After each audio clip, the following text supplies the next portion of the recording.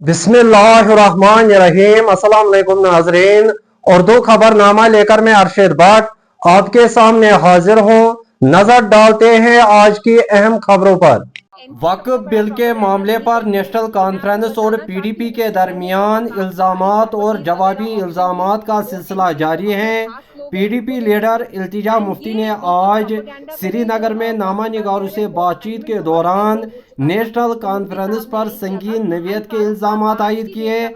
आइए सुनते हैं। एनसी सबसे बड़ा प्रोपेगेंडा वही कर रही है। मैं आपको बताना चाहती हूँ, उससे पहले जो औकाफ की सारी प्रॉपर्टीज वगैरह ऑप्शन थी वो एनसी जो अपने खास लोग हैं उनको देते थे। एंड ये बिल्कुल प्रोपेगेंडा कर रहे हैं। जो वक्फ का कह रहे हैं वो अमेंडमेंट बहुत पहले हो चुका था, वो मुफ्ती साहब ने नहीं किया था। एंड फारूक साहब आज की डेट का बताएं। आज की डेट में उनके जो बेटे हैं वो चीफ मिनिस्टर हैं, उनके 50 एमएलए हैं। कर्नाटका ने, वेस्ट बंगाल ने, तमिलनाडु ने वक्फ के अगेंस्ट रेजोल्यूशन लाने का डिसाइड किया। तमिलनाडु ने ऑलरेडी लाया। हमारे चीफ मिनिस्टर क्या कर रहे थे, 3 दिन जो असेंबली के हुए वक्फ के अगेंस्ट रेजोल्यूशन ही लाया। ट्यूलिप गार्डन में वो रिजू जी के साथ टहल रहे थे। तो ये क्या इनकी ऑलरेडी एक अंडरस्टैंडिंग है बीजेपी के साथ कि हम वक्फ के बारे में यहाँ बात नहीं करेंगे, इसके अगेंस्ट कोई रेजोल्यूशन नहीं लाएंगे। तो फारूक साहब शुड टेल अस कि उनकी पार्टी ने वक्फ जो बिल आया है उसके अगेंस्ट रेजोल्यूशन क्यों नहीं लाया असेंबली में, despite the fact that Jammu and Kashmir is the only Muslim majority state in India. It is not just Muslims in Jammu and Kashmir who are looking up to us. It is also Muslims in the rest of the country. And this government, the National Conference, has terribly let them down.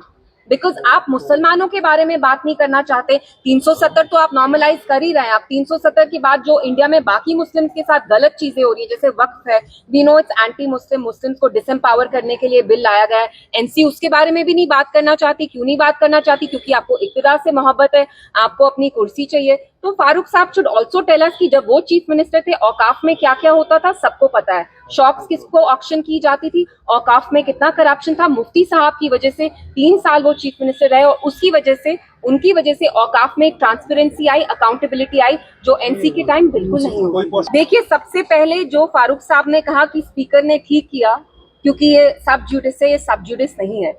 Supreme court में अब तब तक वो मसला नहीं गया था। और दूसरी चीज, सब जुडिस तो फिर 370 भी है, तो आप तो 370 के बारे में भी कहते हैं आप लड़ाई कर रहे हैं। तो this was a very convenient excuse. देखिए, मैं यही कहूंगी कि स्टेटहुड हमारा गोल नहीं है। हम उस रियासत से हैं जिसका अपना आइन था, कानून था, झंडा था। We have to fight for that thing as well. जब आप खुद बीजेपी की, एनसी तो बीजेपी का एजेंडा ही चला रही है, स्टेटहुड तो बीजेपी का एजेंडा है, तो हम बीजेपी का एजेंडा क्यों चलाएं? सो I think the people of Jammu and Kashmir are very disappointed because जैसे हम देख रहे हैं जिस सरकार को इनने इतनी भारी अक्सरियत से लाया, they are letting them down every day। वो सिक्योरिटी के मुतल्लिक हो या आपके पॉलिसीज के बारे में हो, एनसी किसी भी चीज के बारे में बात नहीं कर रही है। So the people of Jammu and Kashmir feel terribly let down. मंशूर में कोई जो वादा किया था वो मुकम्मल हुआ। वक्फ पे इतना डिबेट चल रहा है। हमारी असेंबली में किसने वक्फ पे बात की? पीडीपी के एमएलएज ने बात की। उनने कुछ बोला क्या? उमर साहब, जिस दिन उनको असेंबली में होना चाहिए था, वक्फ के अगेंस्ट रेजोल्यूशन पास करनी चाहिए थी, उस दिन वो ट्यूलिप गार्डन में टहल रहे थे। और आप उस आदमी के साथ टहल रहे हैं जिसने ये बिल पार्लियामेंट में लाया। ही गॉट द रिजू जी जिनने जो बिल लाया टू डिसएम्पावर मुस्लिम्स। उमर साहब उनके गाइड हैं क्या कि आपको उनको ट्यूलिप गार्डन में लेना था? मतलब आप अपने लोगों के बारे में बात नहीं कर रहे। कश्मीरी मुसलमानों को तो आपने बस के अंडर थ्रो कर ही दिया है। अब जो इंडिया में बाकी मुस्लिम्स हैं, आप उनके इश्यूज के बारे में भी नहीं बात करना चाहते। आप 370 नॉर्मलाइज कर रहे हैं, आप एब्रोगेशन नॉर्मलाइज कर रहे हैं, और अब जो पूरे कंट्री में मुसलमान है, जो उनके साथ अब डिसएम्पावरमेंट हो रही है, आप उसको भी नॉर्मलाइज कर रहे हैं। इधर नेशनल कॉन्फ्रेंस के तर्जुमान आला तनवीर सादिक ने पीडीपी पर जवाबी हमला करते हुए कहा कि इस पार्टी ने ही जम्मू कश्मीर का बेड़ा गर्क किया है। तर्जुमान आला ने क्या कुछ कहा, आइए सुनते हैं। 2003 में मुफ्ती मोहम्मद सईद साहब ने हमारा जो औकाफ था उसको ख़त्म करके वक्फ बोर्ड बनाया, जिसमें वो नईम अख्तर साहब को उसका वीसी बनाया।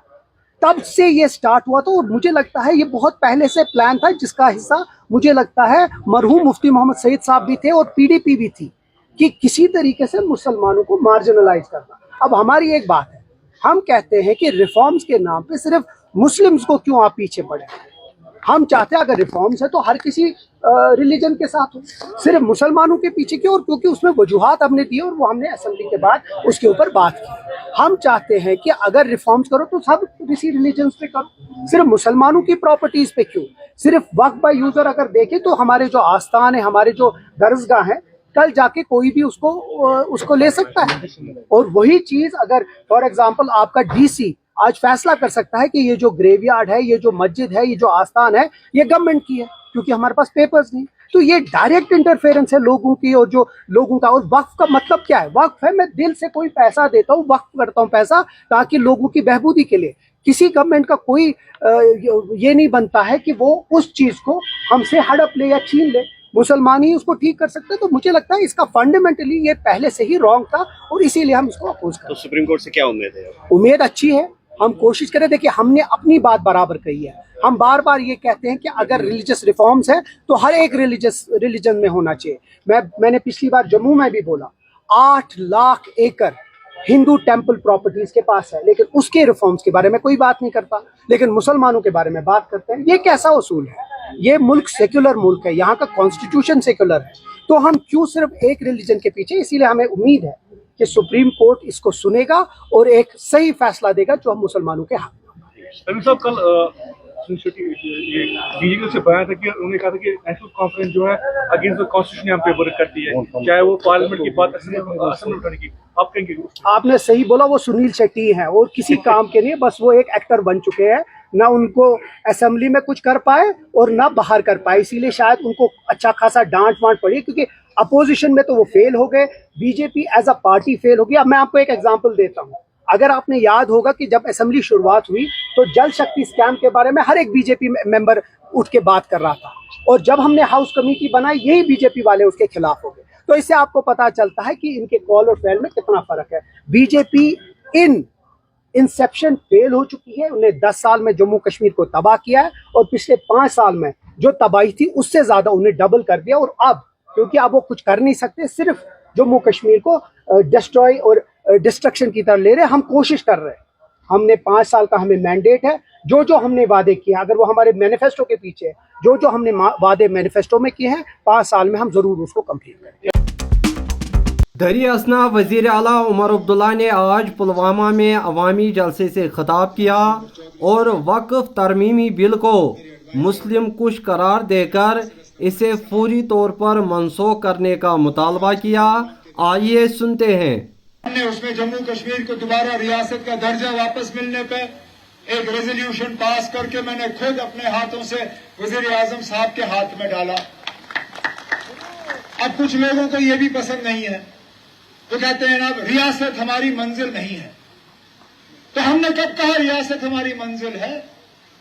हमने कब कहा कि रियासत हासिल करके हम खामोश रहेंगे? हम कहते हैं कि रियासत है जो है हमारी मंजिल तक पहुंचने का एक जरिया है। जिस तरह आप यहां से जब आपको श्रीनगर सेक्रेटरीट जाना होता है, क्या आप आंख बंद करके फटाफट श्रीनगर पहुंच जाते हो?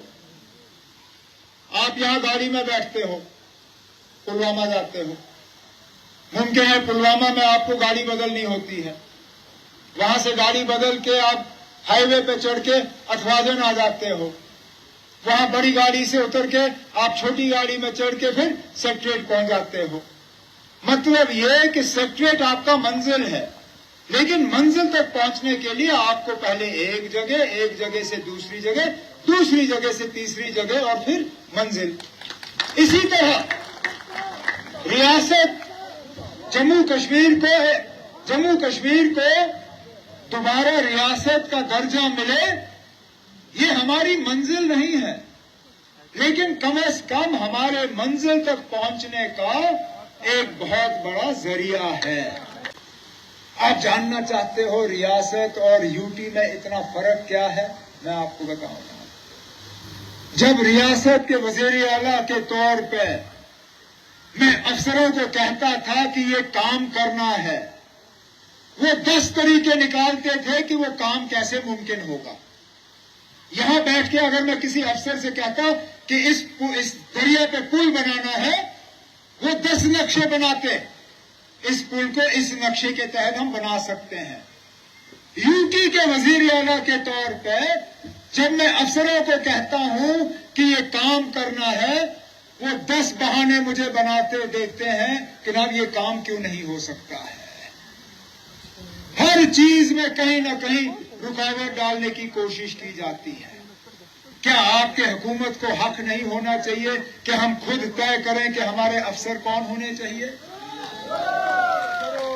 क्या हम ये तय नहीं करने चाहिए कि हमारे ऊपर कौन से कानून लागू होने चाहिए? क्या ये हमारा हक नहीं होना चाहिए कि हम तय करें कि किसी कारखाने में कितने लोग हमारे लगे? अरे हम कोई ऐसी बात नहीं कर रहे जो दूसरे नहीं करते, तो कसूर हमारा क्या? हमारे हमसाये में रियासत है हिमाचल प्रदेश, नाम सुना होगा।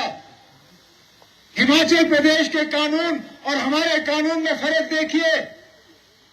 वहां जब फैक्ट्री लगती है, वहां जब होटल लगता है, वहां जब किसी को ठेका मिलता है, तो लाजमी तौर उस फैक्ट्री में, उस होटल में, उस ठेके में 70% लोग जो हैं वहां के लोकल लगते हैं। 70%। और ये कानून है उनका। अगर 70% उस फैक्ट्री में लोकल नहीं लगते हैं, उस फैक्ट्री को जब्त किया जाता है। फैक्ट्री के मालिक को एक डबल पैसा मुआवजा नहीं मिलता और वो फैक्ट्री लेके किसी और को बेच के वहां पे फिर लोकल लोग काम करना शुरू करते हैं। अगर हिमाचल के लिए ये कानून सही है तो जम्मू कश्मीर के लिए क्यों नहीं? यहां जो ठेके लगते हैं, यहां जो बड़े कारखाने बनते हैं, यहां जो होटल बनते हैं, क्या हमारे लोकल लोगों को इनमें काम करने का कोई अधिकार नहीं है, कोई हक नहीं है? इधर सुरनकोट पुंछ में आज सिक्योरिटी फोर्सेस और मिलिटेंटों के माबैन गोलियों का तबादला हुआ है। ज़राए के मुताबिक इब्तिदाई फायरिंग में एक फौजी जवान जख्मी हुआ, जिसे इलाज मुआवजा की खातिर नज़दीकी अस्पताल मुंतकिल किया गया। अलावा इसी वादी कश्मीर में आज भी मौसम गर्म रहा। महकमा मौसमियात के एक तर्जुमान ने बताया कि 17 अप्रैल की शाम से वादी में मगरिबी हवाएं दाखिल होगी, जिसके ज़ेर असर 20 अप्रैल तक बारिशों का इम्कान है।